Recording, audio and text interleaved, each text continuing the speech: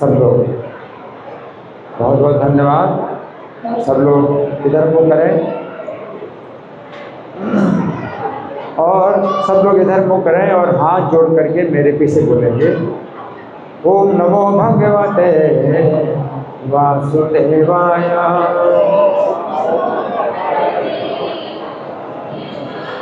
ओम नमो भगवते वासुदेवाय। ओम नमो भगवते वासुदेवाय।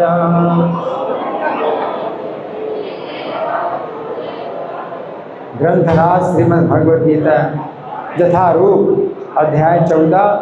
अध्याय का नाम है प्रकृति के 3 गुण और श्लोक संख्या है 14। तो श्लोक आप लोग मेरे पीछे बोलेंगे, मैं थोड़ा थोड़ा बोलूँगा जिसको कि आप लोग दोहराएंगे। यदा सत्त्वे प्रवृद्धे तु प्रलयं याति देहभृत् तदोत्तमा विदां लोकान् अमलान् प्रतिपद्यते। और जोर से बोलना, यदा सत्त्वे प्रवृद्धे तु प्रलयं याति देहभृत् तदोत्तमा विदां लोकान् अमलान् प्रतिपद्यते। यदा सत्त्वे प्रवृद्धे तु प्रलयं याति देहभृत् तदोत्तमा विदां लोकान् अमलान् प्रतिपद्यते। यदा सत्त्वे प्रवृद्धे तु प्रलयं याति देहभृत् तदोत्तमा विदां लोकान् अमलान् प्रतिपद्यते। धन्यवाद।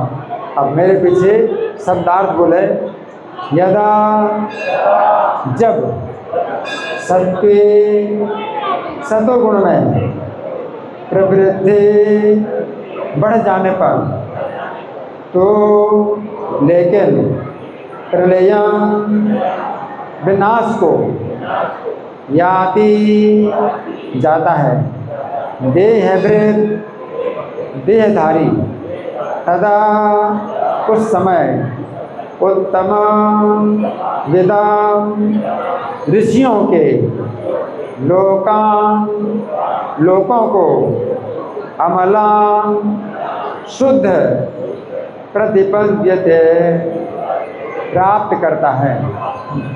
अनुवाद मेरे पीछे बोलिए। जब कोई सतोगुण में मरता है तो उसे महर्षियों के विशुद्ध उच्चतर लोकों की प्राप्ति होती है। तो यहाँ पर धागा लगा करके हम लोग प्रार्थना बोलेंगे। भूमिका में पहला पेज है, तो मेरे साथ आप लोग बोलने की कोशिश करिए। ओम अज्ञानतिमिरान्धस्य ज्ञानाञ्जनशलाकया चक्षुरुन्मीलितं येन तस्मै श्रीगुरवे नमः। श्रीचैतन्यमनोभीष्टं स्थापितं येन भूतले स्वयं रूपः कदा मह्यं ददाति स्वपदान्तिकम्। वन्देऽहं श्रीगुरो श्रीयुतपदकमलं श्रीगुरून् वैष्णवांश्च श्रीरूपं साग्रजातं सहगण रघुनाथान्वितं तं सजीवं साद्वैतं सावधूतं परिजनसहितं कृष्णचैतन्यदेवं श्री राधा कृष्ण पादां सहगण ललिता श्री विशाखान्वितांश्च हे कृष्ण करुणा सिंधु दीनबंधो जगत्पते गोपेश गोपिका कांत राधा कांत नमोस्तुते तप्त कांचन गौरांगी राधे वृंदावनेश्वरी वृषभानुयुते देवी प्रणमामि हरिप्रिये वाञ्छाकल्पतरुभ्यश्च कृपा सिन्धुभ्य एव च पतितानां पावनेभ्यो वैष्णवेभ्यो नमो नमः। जय श्री कृष्ण चैतन्य प्रभु नित्यानंद श्री अद्वैत गदाधर श्रीवासादि गौर भक्तवृंद। हरे कृष्णा कृष्ण कृष्णा हरे हरे हरे राम राम राम हरे हरे। नमो विष्णुपादाय कृष्णप्रेष्ठाय भूतले श्रीमते भक्तिवेदांत स्वामिनिति नामिने। नमस्ते सरस्वती देवी गौरवाणी प्रचारिणे निर्विशेषा शून्यवादी पाश्चात्य देश तारिणे। श्लोक फिर से निकाल रहे हैं। इस श्लोक में भगवान कह रहे हैं यदा सत्वे प्रवृद्धे तु प्रलयम याद देव। जब हम शरीर छोड़ते हैं, शरीर तो सबको छोड़ना है, तो भगवान बता रहे हैं कि 3 गुणों में किस गुण में हम शरीर छोड़ते हैं उसके अनुसार हमें दूसरा शरीर प्राप्त होता है। तो ये बस समझना चाहिए कि शरीर छोड़ने के बाद दूसरा शरीर प्राप्त होता है। आज की शिक्षा इसमें बहुत उल्टा संदेश देती है कि शरीर छूटने के बाद सब नष्ट हो जाता है, अगला जीवन नहीं है। आज की शिक्षा लोगों को अज्ञान प्रदान कर रही है। इस शरीर को आप जिस गुण में छोड़ते हैं तो उसी प्रकार का शरीर आपको अगला शरीर प्राप्त होता है। जीवात्मा नहीं मरता है, देहांतर प्राप्ति अन्य शरीर की प्राप्ति होती है। इसलिए हमें क्या करना चाहिए जिससे कि हमें सबसे बढ़िया गति प्राप्त हो। तो इसलिए भगवत गीता को समझना बहुत ज़रूरी है, क्योंकि आप जो है किस गुण में आप रहते हैं उसी गुण में आप शरीर छोड़ेंगे और उसी गुण के अनुसार आपको शरीर प्राप्त होगा। तो फिर क्या होगा, आपको सोचना चाहिए कितने जो है शरीर होते हैं जिनमें कि बड़ी दुर्गति होती है, बड़ी दुर्दशा होती है। अब सोचिए कितने मक्खी है, मच्छर है, चींटी है, कीड़े हैं, है ना। तो ये सब जो है हम ही शरीर प्राप्त करते हैं, हम ही ऐसे शरीर को प्राप्त करते हैं। तो ये बड़ा गंभीर और बड़ी चिंता का विषय है कि हम किस गुण में शरीर छोड़ें जिससे कि सबसे बढ़िया गति प्राप्त हो, है ना। तो भगवान यहाँ इस श्लोक में 3 गुणों की बात कर रहे हैं। 3 गुणों में ही पूरी दुनिया चल रही है, 3 गुणों में, है ना।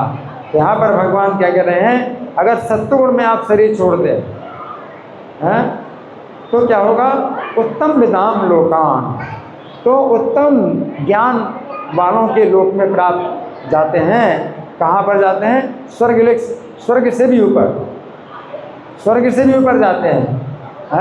वो कौन सा स्वर्ग से ऊपर क्या है, महरलोक, जनलोक, तपलोक, सत्यलोक। ये जो है स्वर्ग से भी ऊपर के लोक हैं जहाँ की सत्वगुण का जो है ज्ञान की अधिकता होती है। उस ज्ञान में आप जो है वो सुख प्राप्त करते हैं, जो कि आपको रजोगुण तमोगुण में नहीं प्राप्त होता है, सत्वगुण। तो सत्व गुण में आपको प्रकाश प्राप्त होता है, ज्ञान का प्रकाश रहता है कि हम कौन हैं और ये भौतिक जगत क्या है, हमारा भगवान के साथ क्या संबंध है। तो ये जो है आपके लिए सबसे अच्छी स्थिति है कि आप इस भावना में सचेत रहें कि आपका भगवान के साथ क्या संबंध है और क्यों आप भगवान से बिछुड़ करके यहाँ आए, इस संसार में आए। इसे कहते हैं आत्मज्ञान। आत्मज्ञान का मतलब यही है, सत्व गुण में आप इस बात को समझ सकते हैं कि भगवान के साथ में हम थे, लेकिन हम कैसे आप भगवान से कट गए, दूर हो गए और इस भौतिक संसार में खो गए। तो ये जो है आत्म साक्षात्कार का विज्ञान है जो कि हमें सत्व गुण में प्राप्त होता है। तो ऐसा शरीर भी प्राप्त होता है, सत्व गुण में ऐसा शरीर भी प्राप्त होता है कि जिसमें आपको बीमारी और बुढ़ापे का भी कष्ट नहीं होगा। तो वो जो है सत्व गुण में शरीर छोड़ेंगे तो आपको सात्विक शरीर प्राप्त होगा। तो यहाँ पर भगवान ये बता रहे हैं। अब हम सुनेंगे तात्पर्य में प्रभुपाद क्या लिखते हैं। श्रील प्रभुपाद की जय। सतोगुणी व्यक्ति ब्रह्मलोक या जनलोक जैसे उच्च लोकों को प्राप्त करता है और वहाँ दैवी सुख भोगता है। ऊपर स्वर्ग से भी ऊपर जो सुख है वो कैसा सुख है? ज्ञान शुद्ध बुद्धि के द्वारा प्राप्त होने वाला सुख है। स्वर्ग में जो सुख है वो इंद्रिय तृप्ति का है, वो रजोगुणी सुख है। स्वर्ग में जो सुख प्राप्त होता है वो रजोगुणी सुख है, इंद्रिय तृप्ति का सुख है और वहाँ से आपको गिरना पड़ता है। स्वर्ग में अगर आप जाते हैं तो वहाँ सुख भोगने से आपके पुण्य क्षीण होते हैं और पुण्य क्षीण होते हैं तो नीचे मनुष्य योनि में आना पड़ेगा। अब मनुष्य योनि में आ गए, फिर कुछ बुरा कर्म हो गया तो नरक में भी जाना पड़ेगा और पशु पक्षियों की योनि में भी जाना पड़ेगा। तो बहुत खतरा है ना। यहाँ पर ऊपर लिख रहे हैं कि दैवी सुख भोगता है। अम्लान शब्द महत्वपूर्ण है, इसका अर्थ है रजो तथा तमोगुणों से मुक्त। रजोगुण का उसमें ये काम क्रोध लोभ ये सब बेकार नहीं होते। रजोगुण से काम क्रोध लोभ ये सब जो है ये तनाव पैदा होते हैं। काम वासना का तनाव होता है, गुस्से का तनाव होता है, काम को लोभ का तनाव होता है, ये सब तनाव होते हैं। रजोगुण का तनाव होता है तो रजोगुण का तनाव नहीं, और तमोगुण का अज्ञान नहीं है। तमोगुण में अज्ञान में व्यक्ति लापरवाही से काम करता है, सही सीधे को उल्टा, उल्टे को सीधा करता है, ज़्यादा सोने की कोशिश करता है। तो लापरवाही का काम और सोना, ज़्यादा से ज़्यादा सोते रहना, आलस में पड़े रहना, ये तमोगुण का, तो तमोगुण का भी प्रभाव नहीं होगा। तो सत्वगुण की जो स्थिति है कैसी होती है? अमल स्थिति। रजोगुण का उसमें काम क्रोध लोभ ये सब नहीं होते, और तमोगुण का आलस्य, नींद और लापरवाही, पागलपन ये नहीं होता। अम्लान, हाँ, भौतिक जगत में अशुद्धियाँ हैं, लेकिन सतोगुण सर्वाधिक शुद्ध रूप है। विभिन्न जीवों के लिए विभिन्न प्रकार के लोग हैं। जो लोग सतोगुण में मरते हैं वे उन लोगों को जाते हैं जहाँ महर्षि तथा महान भक्तगण रहते हैं। तो यहाँ प्रभुपाद का तात्पर्य समाप्त हुआ। अब हम सुनेंगे श्री भगवान ने कहा मैं इस श्लोक की कैसी व्याख्या हुई है। बड़े ध्यान से आप लोग सुने। तो यहाँ पर भगवान कह रहे हैं कि मृत्यु के समय अगर सतोगुण की वृद्धि होगी तो हमें ऐसे लोग प्राप्त होंगे जहाँ क्या होता है, शुद्ध ज्ञान होता है। ऐसे लोगों में हम जाएंगे जहाँ शुद्ध ज्ञान होता है ना।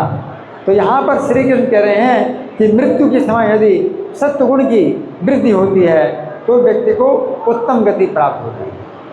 सत्वगुण में क्या है, उत्तम गति प्राप्त होती है। रजोगुण में अगर शरीर छोड़ते हैं तो मध्यम गति प्राप्त होगी, और तमोगुण में शरीर छोड़ेंगे तो अधम गति प्राप्त होगी।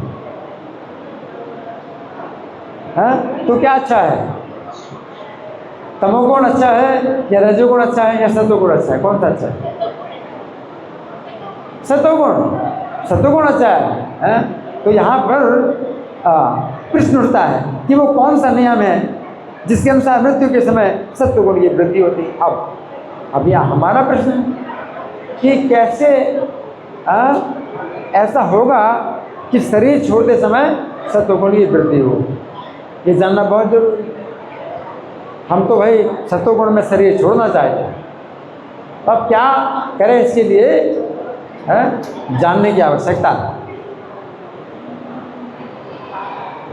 इस नियम का वर्णन श्री कृष्ण गीता 8:6 में इस प्रकार किया है, जो व्यक्ति जीवन भर जिस भाव से भावित रहा है अंत काल में वो उसी भाव का स्मरण करता है और मृत्यु के बाद उसी भाव को प्राप्त करता है।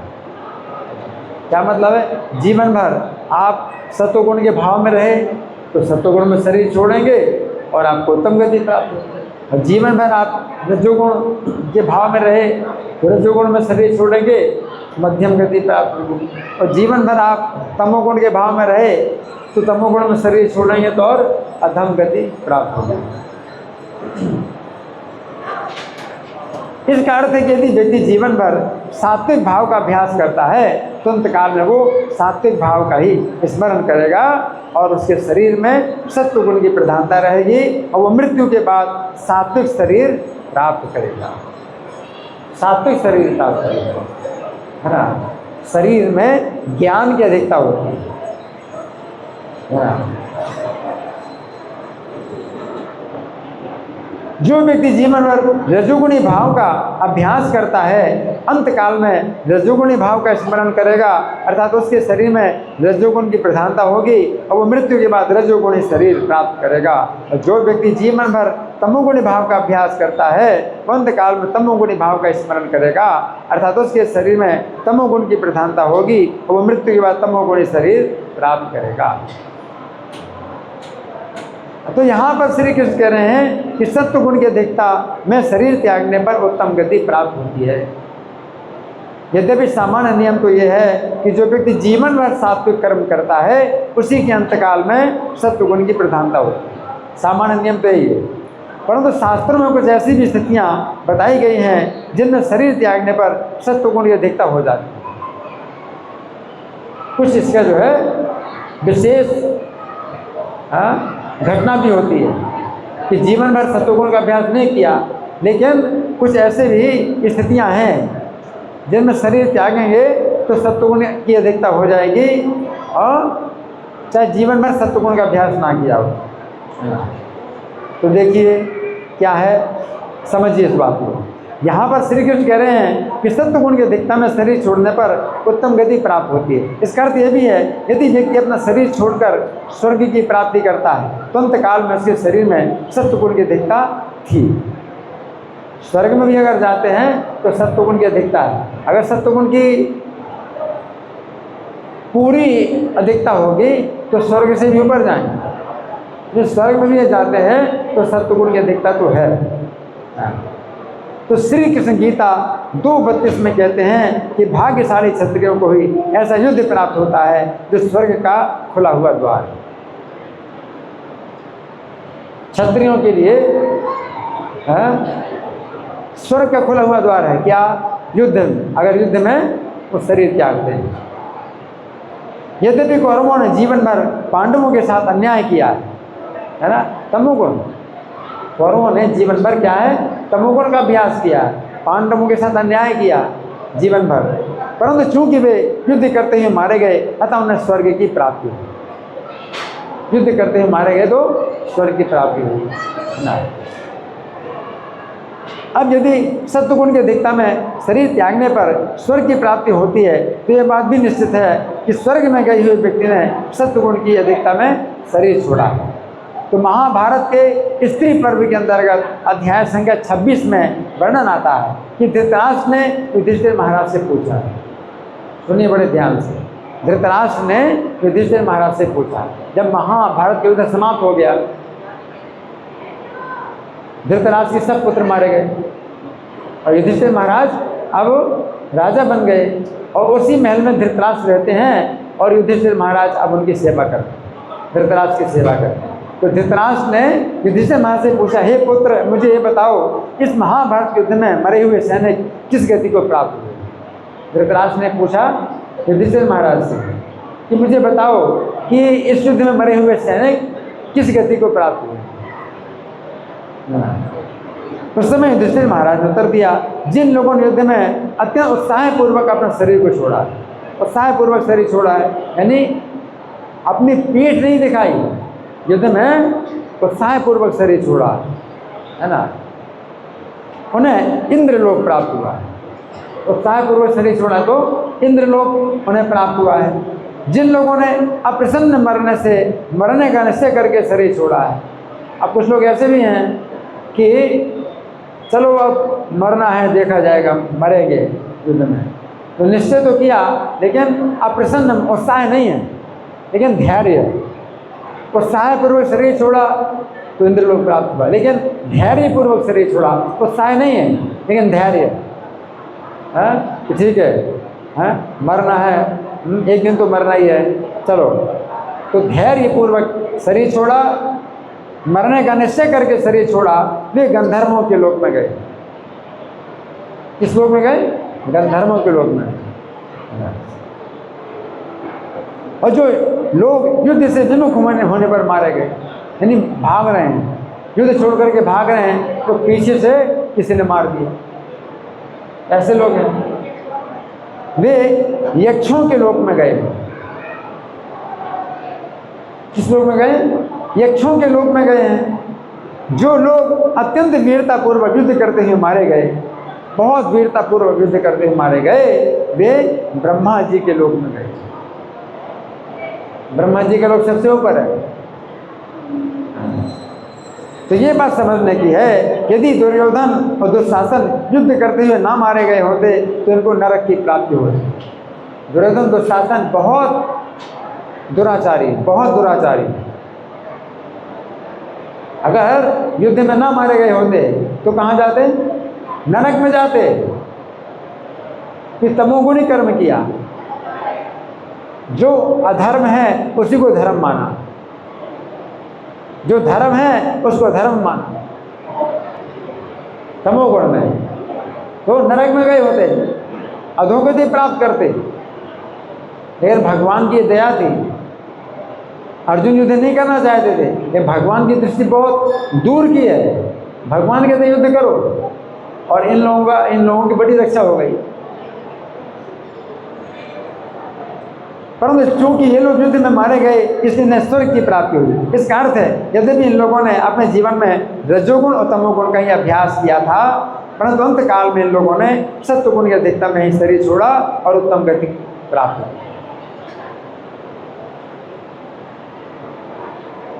यहाँ पर श्री कृष्ण कह रहे हैं कि सत्व गुण की अधिकता में शरीर छोड़ने पर व्यक्ति को उत्तम गति प्राप्त होती है। अब पद्म पुराण के उत्तरखंड में अध्याय संख्या 175 में गीता के प्रथम अध्याय के महात्म्य में वर्णन आता है। एक वेश्या कौन? एक वेश्या एक तोते के मुख से गीता के प्रथम अध्याय के पाठ को प्रतिदिन सुना करती थी। अब देखो, वो नहीं जानती है कि ये क्या पढ़ता है।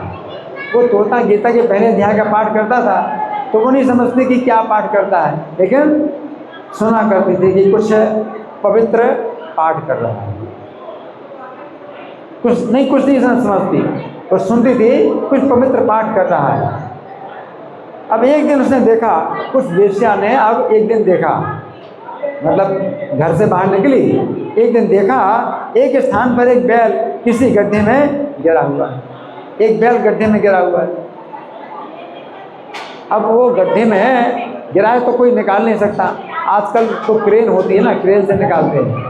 और समय तो क्रेन नहीं थी, तो क्रेन नहीं थी तो निकाल तो सकते नहीं, तो सब लोग क्या करते हैं, हाँ, अपना पुण्य देते थे, अपना पुण्य देते थे। इस बैल को जो है सुखपूर्वक शरीर छोड़ दे, अपना पुण्य दे करके, कि अगर मेरा कुछ पुण्य है तो इस बैल सुखपूर्वक शरीर छोड़ दे, तो अपना पुण्य दे दे, है ना। तो उस वेश्या ने अपना पुण्य उस बैल को दिया। उस पुण्य के द्वारा बैल अगले जन्म में अत्यंत सदाचारी ब्राह्मण बना। देखो, वेश्या के पुण्य से। और उसे पूर्व जन्म की स्मृति भी बनी रही, बड़ा सदाचारी ब्राह्मण भी बना और पिछले जन्म की स्मृति भी बनी रही। पिछले जन्म की स्मृति क्या, कि मैं पिछले जन्म में बैल था और एक माता जी ने मुझको अपना पुण्य दिया।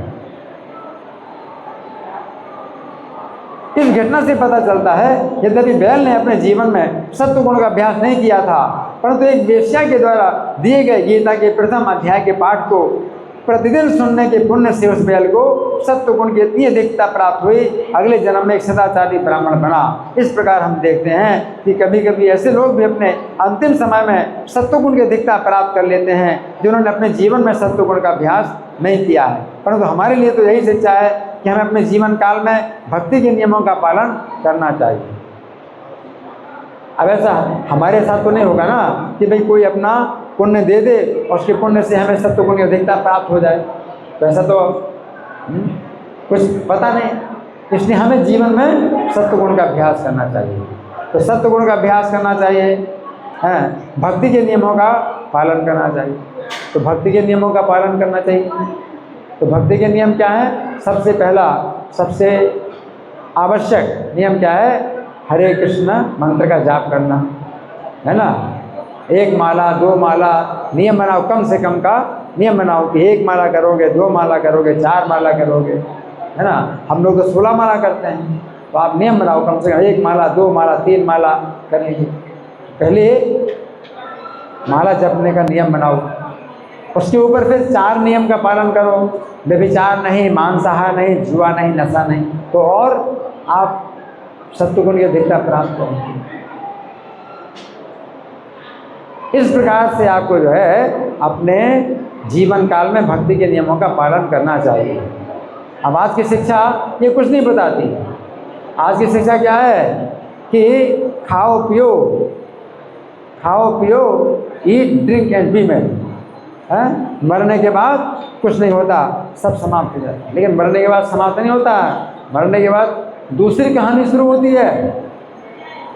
उस कहानी को जो है आप अपने जीवन में बनाओ, है ना। सत्वगुण का अभ्यास करोगे तो सत्वगुण की कहानी बनेगी, रजोगुण का अभ्यास करोगे रजोगुण की कहानी बनेगी, तमोगुण का अभ्यास करोगे तमोगुण की कहानी बनेगी, है ना। तो फिर हमें ये नहीं सोचना चाहिए कि हम अपने जीवन में रजोगुण तमोगुण का अभ्यास करेंगे, परंतु किसी उपाय से जीवन के अंत में सत्वगुण की अधिकता प्राप्त करके उत्तम गति प्राप्त कर लेंगे। इस प्रकार हमें अपने आप को संशयग्रस्त स्थिति में नहीं रखना चाहिए। संशय बना रहेगा हमेशा। अंतकाल में कैसे ऐसी स्थिति प्राप्त होगी कि सत्वगुण की अधिकता हो जाए। कौन आएगा आपको जो कि कथा सुनाएगा या उपदेश देगा और आप सुन पाएंगे। मरते समय कान में अगर जो है ईयरफोन भी लगा दें तो भी नहीं सुनाई देगा। क्यों? रजोगुण का अभ्यास किया, तमोगुण का अभ्यास किया, तो मरते समय कान में ईयरफोन भी लगा दें, हरे कृष्ण का कीर्तन चला दें तो भी कान में नहीं सुनाई पड़े।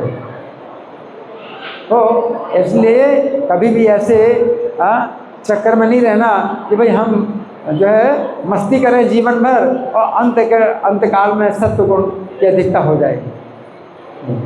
आपको जीवन काल में अपना अभ्यास करना चाहिए, सत्वगुण का अभ्यास करना चाहिए, है ना। तो भगवान क्या कह रहे हैं कि वो व्यक्ति उत्तम ज्ञान वाले लोगों के लोक में जाता है, यहाँ पर श्री कृष्ण कह रहे हैं सत्वगुण की प्रधानता में शरीर त्यागने पर व्यक्ति उत्तम लोकों में जाता है। अभी हमने चर्चा की थी सत्वगुण की प्रधानता में जो लोग शरीर त्यागते हैं वे स्वर्ग जाते हैं, परंतु ये समझने की बात है यदि सत्वगुण की प्रधानता अधिक होती है तो व्यक्ति स्वर्ग से भी ऊपर के लोगों में जाता है। तो यहाँ पर श्री कृष्ण कह रहे हैं सत्वगुण की अधिकता में शरीर त्यागने पर उत्तम लोगों की प्राप्ति होती है। बृहद भागवतामृत के द्वितीय खंड के अंतर्गत अध्याय संख्या 2 में वर्णन आता है कि स्वर्ग से भी ऊपर महरलोक। स्वर्ग से ऊपर क्या है? स्वर्ग से ऊपर क्या है? महरलोक। स्वर्ग से ऊपर महरलोक है। प्रलय के समय 3 लोगों का विनाश होने पर भी महरलोक बना रहता है। प्रलय के समय 3 लोगों का विनाश हो जाता है, स्वर्ग का भी विनाश हो जाता है और पृथ्वी का और पाताल, लेकिन महरलोक बना रहता है। मुक्ति के समीप पहुँचे हुए लोग ही इस स्थान पर निवास करते हैं। जिस प्रकार पृथ्वी के राज्य के सुख से इंद्रपद में करोड़ों गुना सुख है, उसी प्रकार इंद्र से महरलोक में करोड़ों गुना सुख अधिक है। वहाँ साक्षात यज्ञेश्वर श्री कृष्ण की पूजा करके लोग कृतार्थ होते हैं।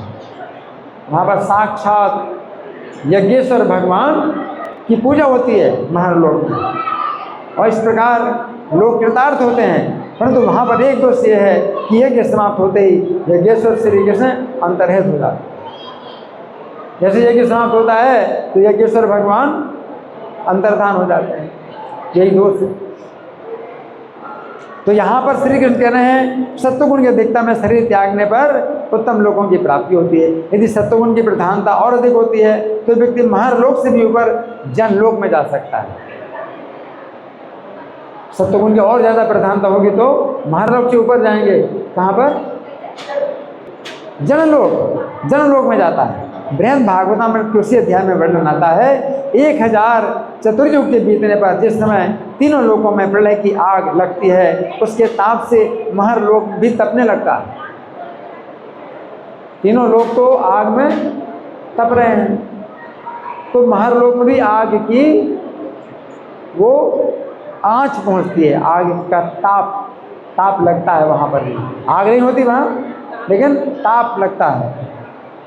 उस समय महरलोक के निवासी महर्षि जनलोक में चले जाते हैं। जनलोक में चले जाते हैं। इस प्रकार जनलोक की कुछ विशेषता है कि महरलोक वासियों की भांति जनलोक के वासियों में प्रलय की अग्नि का ताप नहीं होता है, परंतु वहाँ पर भी महरलोक के समान यही दोष है कि श्री कृष्ण की समीपता प्राप्त नहीं होती। जनलोक में भी भगवान समीप नहीं होते। यज्ञ में दर्शन देंगे, यज्ञ समाप्त ही तो भगवान अंतर्धान हो जाते हैं, और महरलोक में भी ऐसा ही हाल है।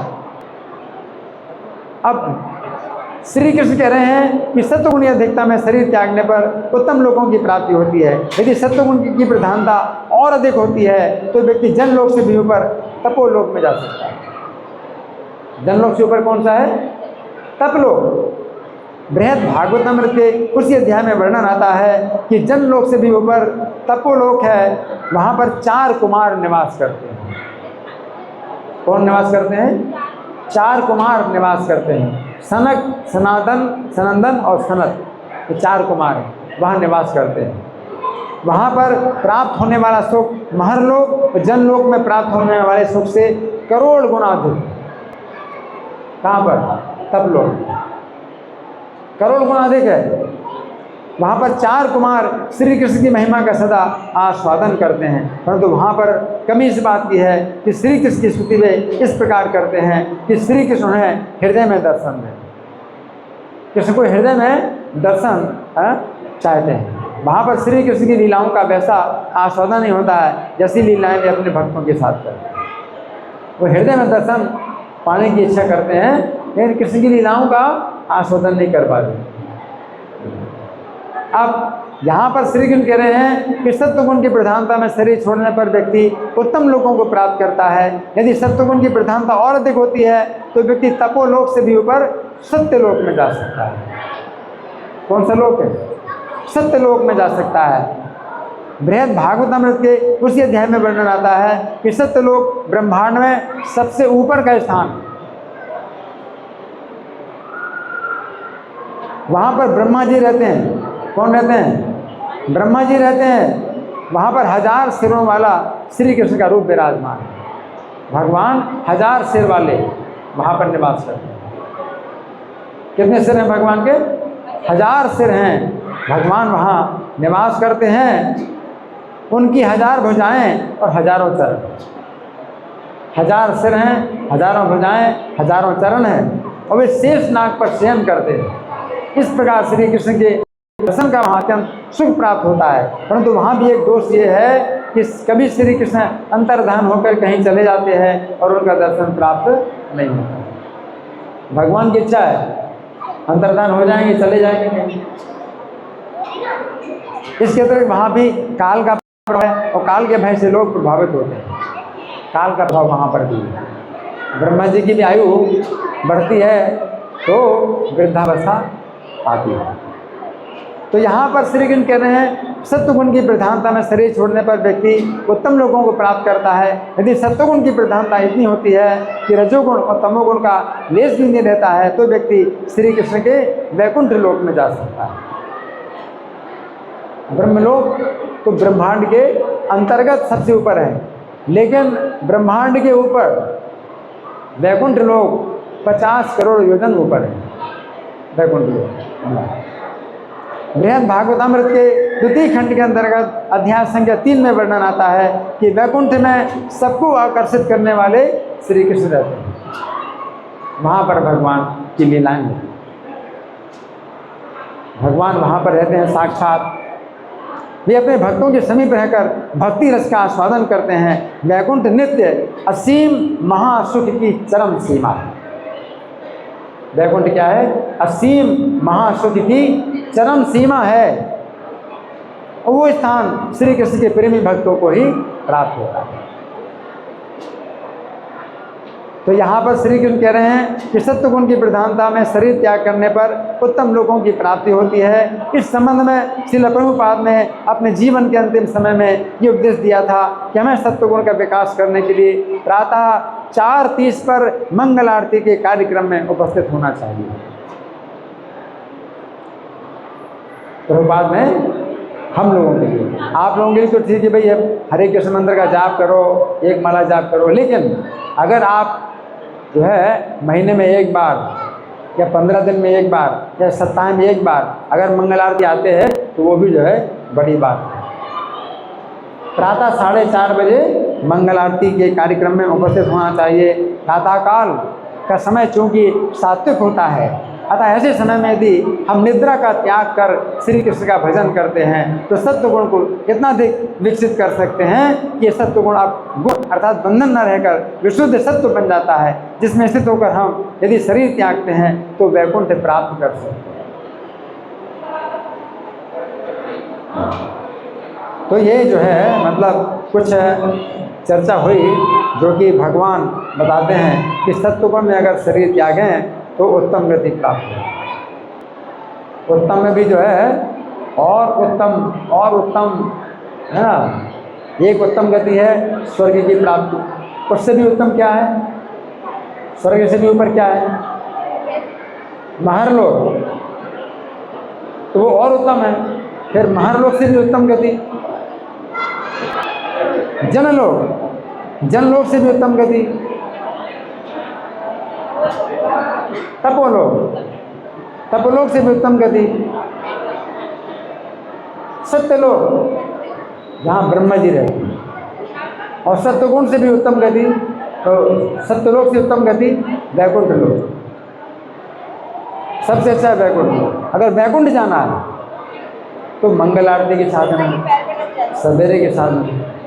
फिर भी अगर नहीं कर सकते हो तो कुछ तो करो कि सत्वगुण में कुछ प्रधानता तो हो, सत्वगुण की प्रधानता तो हो।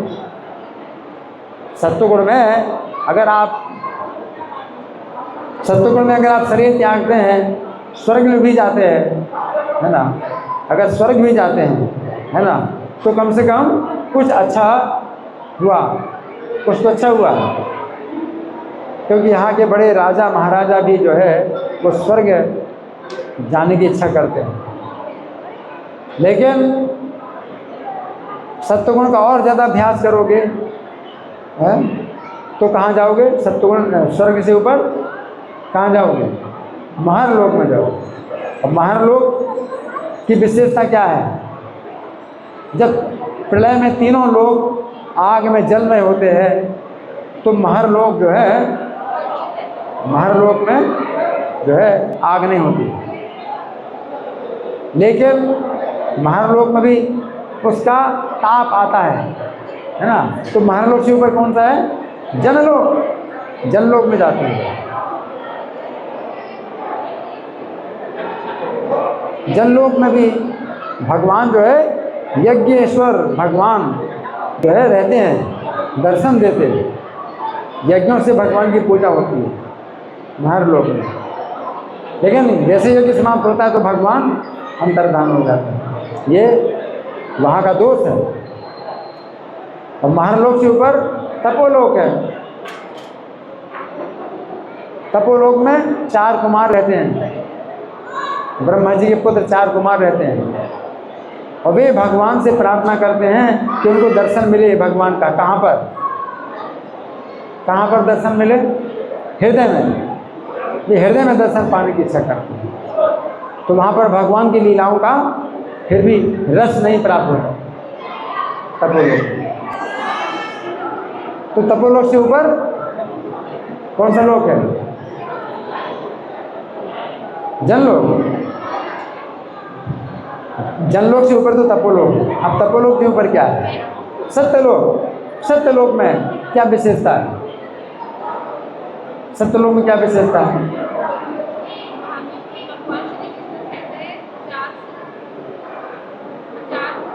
हाँ, 1000 सिर वाले भगवान, हजारों हाथ और हजारों पैर वाले भगवान रहते हैं और शेष सैया में विराजते हैं।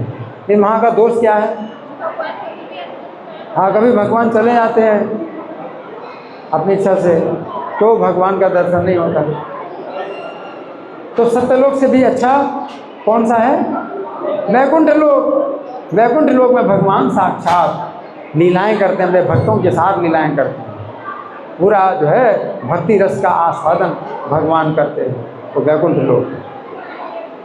तो वैकुंठ लोक की प्राप्ति, अगर वैकुंठ लोक की प्राप्ति करनी है तो क्या करना चाहिए आपको?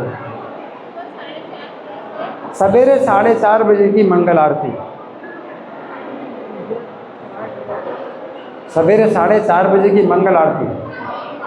सवेरे 4:30 बजे मंगल आरती में गुरुवष्टकम प्रार्थना गाई जाती है। गुरुवष्टकम प्रार्थना जो हम गाते हैं तो उसका महात्म बताया गया है कि श्रीमद् गुरुवष्टकमे तदुच्चय ब्राह्मण मुहूर्ते पठती प्रयत्ना। वो ब्राह्म मुहूर्त में कोई पाठ करे ऊंचे स्वर में, ये गुरुवष्टकम प्रार्थना। तेना वृंदावननाथ साक्षात सेवे में लभ्या जन्म सोते हैं। तो वो जो है वृंदावन नाथ की साक्षात सेवा प्राप्त करता है इस जीवन के अंत। इस जीवन के अंत में वृंदावन नाथ की साक्षात सेवा प्राप्त करता है, जो मंगल आरती में ब्राह्म मुहूर्त में, ब्राह्म मुहूर्त 4:10 से 4:58 तक 48 मिनट का होता है। कितना? 48 मिनट का। कब से कब तक? 4:10 से 4:58 तक ब्राह्म मुहूर्त। ब्राह्म मुहूर्त में जो इस प्रार्थना का पाठ करता है, गुरुवष्टकम प्रार्थना, ऊंचे स्वर में पाठ करे तो जीवन के अंत में साक्षात भगवान की सेवा प्राप्त है। ये जो है बहुत बड़ी सत्वगुण की जो है साधना है, सवेरे की साधना, मॉर्निंग प्रोग्राम। तो अगर आप सत्वगुण की अधिकता प्राप्त करना चाहते हैं तो आपको शुरुआत कहाँ से करनी है? शुरुआत कहाँ से करनी है? कौन बताए? माला जप करो, हरे कृष्ण 16 नाम का मंत्र है, 16 नाम का मंत्र है? बोलो हरे कृष्णा हरे राम, 16 नाम का मंत्र है, इसका जाप करो। और कम से कम का नियम बनाओ, कम से कम कितना जाप करें। ऐसे नहीं आप कभी भी जाप करो, अच्छी बात है, कभी भी जाप करो, तो आप नियम नहीं बनाना चाहते, आप कहते जब हमारी इच्छा होगी तो जाप करेंगे, अच्छी बात है। लेकिन अगर नियम बनाते हैं तो आपकी इच्छा हो या ना हो आपको करना पड़ेगा। ये जो है बड़ी रक्षा है। आपकी इच्छा हो या ना हो, आपके दिमाग में तनाव है, चिंता है और बड़ा शोक है, सब कुछ है दिमाग में, तो क्या करोगे? तो क्या करोगे? आपको इसका जप करना है। जैसे खाना है, सोना है, आपका जितना भी दिमाग है, चिंता है, तनाव है, समय नहीं है, एक खाने के लिए समय निकालते हैं, सोने के समय निकालते हैं, तो जप करने के लिए समय निकालना।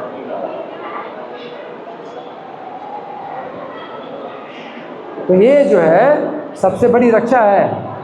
और पशु के जीवन से ऊपर तब आप उठते हैं जब धर्म की आपको आवश्यकता हो, धर्म को आवश्यक समझते। पशुओं में और मनुष्यों में 4 आवश्यकताएं सामान्य है। खाना, पशु भी खाते हैं, आप भी खाते हैं। खाना, आहार, निद्रा, सोना, वो सोते हैं, आप भी सोते हैं, आवश्यकता। आहार, निद्रा, भय, सुरक्षा, वो अपनी सुरक्षा करते हैं, आप भी अपनी सुरक्षा करते हैं। और मैं तुम स्त्री पुरुष के संबंध, वो भी करते हैं, आप भी करते हैं। तो फिर क्या अंतर रहा? धर्म की एक विशेषता है जो कि मनुष्यों में है, पशुओं में नहीं। वो धर्म क्या है? हरे कृष्ण मंत्र का नियमित जप करना। 1 माला 2 माला कितना है, नियम से करो। जैसे तोता है, तोता भी हरे कृष्ण बोलेगा, बोलता है तोता, अच्छी बात है। लेकिन जैसे बिल्ली आती है तो फिर वो टैं टैं टैं करने लगता है ना। लेकिन आपको जो है चाहे जो भी कष्ट हो या चिंता हो, भय हो, आपको नियम का पालन करना है, तो तोते से ज़्यादा आप आगे बढ़ोगे। नहीं तो कभी कभी हरे कृष्णा आप भी बोलते हैं, जब मस्ती आती है तो हरे कृष्णा खूब बढ़िया अच्छा लगता है ना। जब चिंता आती है तो फिर हरे कृष्ण का जाप नहीं होता। तो तोते की तरह हुए आप तोते की तरह हैं। अच्छा लगता है तो हरे कृष्ण बोलेंगे, अच्छा नहीं लगता तो फिर नहीं बोलेंगे। तो फिर अपना जो है अपना दुखड़ा सुनाओगे, वो भी टै टै करता है, तोता भी टै टै टै करता है। तो तोते से भी ऊपर आपको उठना चाहिए। आपको अच्छा लगे या ना लगे, जैसे खाना अच्छा लगता है, अच्छा नहीं लगता, खाते तो हो, है ना। नींद आती है तो भी है, और नींद नहीं आती तो भी आप सोते हो। नींद नहीं आ रही है तो सोते हो, फिर भी सोते हो, सोने की कोशिश करते हो, चिंता होती है कि नींद क्यों नहीं आ रही। उसी प्रकार से ये हरे कृष्ण महामंत्र जो है, आपको अच्छा लगे ना अच्छा लगे आप कर दो। सत्वगुण, रजोगुण में, तमोगुण में अच्छा नहीं लगता, लेकिन जब करो सत्वगुण में आने के लिए जब करो।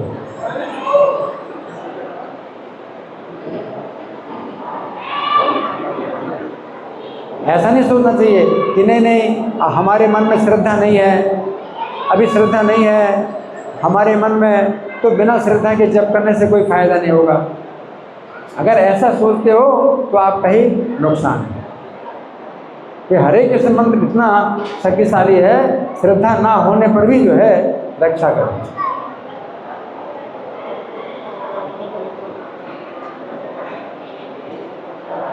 जैसे अजामिल जो है अपने पुत्र को नारायण पुकारा, कब?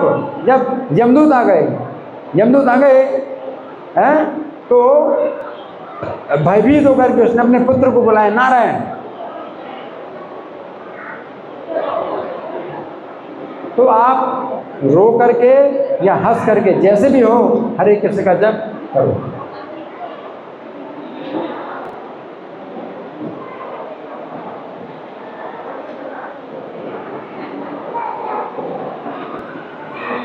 और कोई गति नहीं है।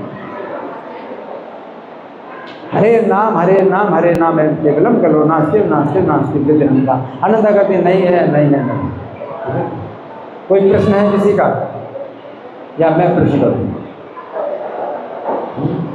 मैंने तो बहुत प्रश्न किए, आपके ओर से कोई प्रश्न नहीं है, हाँ?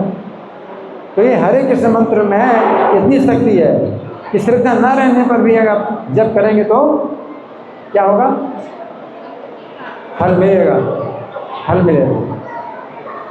और दूसरे जो यज्ञ है, दान है, तपस्या है, श्रद्धा ना हो तो कोई फल नहीं मिलेगा। लेकिन ये जो है शक्तिशाली है, नाम है ये, इसलिए महामंत्र बोलते हैं, महामंत्र। कोई मंत्र का जाप करोगे, श्रद्धा नहीं है तो कोई फल नहीं मिलेगा। यानी ये क्या है, मंत्र नहीं है, क्या है ये, महामंत्र है। इसमें श्रद्धा ना हो तो भी ये रक्षा करेगा, श्रद्धा ना हो तो भी रक्षा करेगा।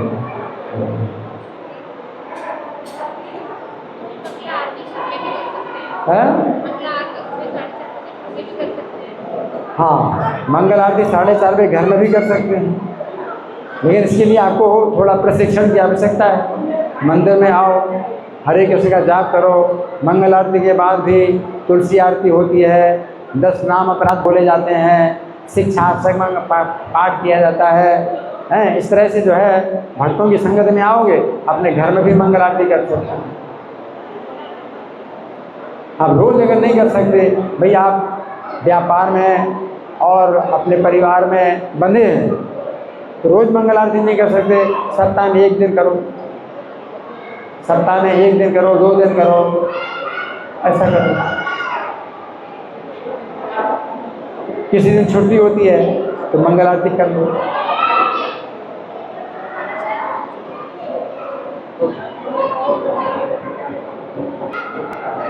मंगल आरती ब्राह्मण मुहूर्त में होती है,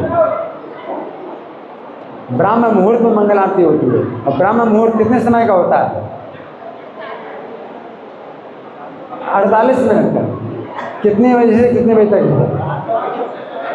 4:10 से 4:58 तक 48 मिनट की मंगल आरती होती है। नहीं, ब्राह्मण मुहूर्त होता है। और मंगल आरती यहाँ पर शुरू होती है कितने बजे,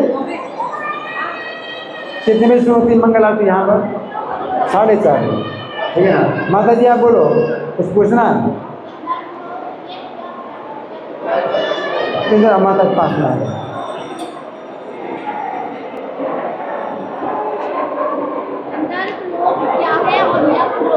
इस पर बोलो, इस माइक पर बोलो। लोक क्या है और यक्ष लोक क्या है? इनका प्रश्न है कि गंधर्व लोक क्या है और गंधर्व लोक क्या है और यक्ष लोक। गंधर्व लोक क्या है, यक्ष लोक क्या है? देखो, देवताओं की अलग अलग कोटियाँ होती हैं। गंधर्व लोग भी ऐसे देवता हैं जो विशेष रूप से गाने की शक्ति होती है, उनके अंदर गाने की शक्ति होती है, गान करते हैं, तो गंधर्व लोग गंधर्व कहलाते हैं वो।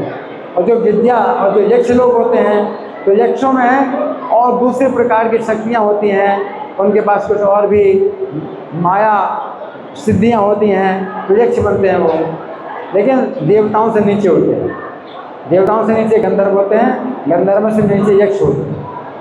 तो देवता जो है, जिस सत्वगुण की ज़्यादा प्रधानता है, गंधर्वों में कम प्रधानता है, सत्वगुण है फिर भी कम प्रधानता है, यक्षों में सत्वगुण की और कम मात्रा होती है। इस तरह से उनके एक अलग अलग कोटियाँ होती हैं।